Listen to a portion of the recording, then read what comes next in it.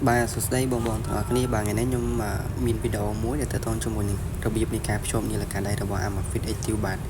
អញ្ចឹងបងប្អូនទាំងអស់គ្នាដើម្បីភ្ជាប់វាបានទីមួយគឺយើងត្រូវជាមួយនឹងមាន app របស់ Amazfit បាទគឺ set EPP នេះអញ្ចឹងបងប្អូនទាំងអស់គ្នាចូលក្នុង app នឹងហើយ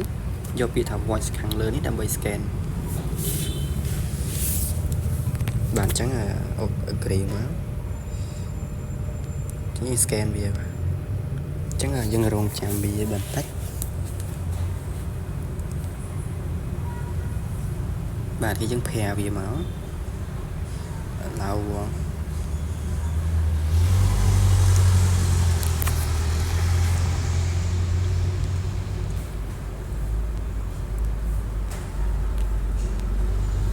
ចឹងបងប្អូនទាំងអស់គ្នារងចាំតិចបាទឈ្មោះរបស់វាគឺ Amazfit Active 2 បាទ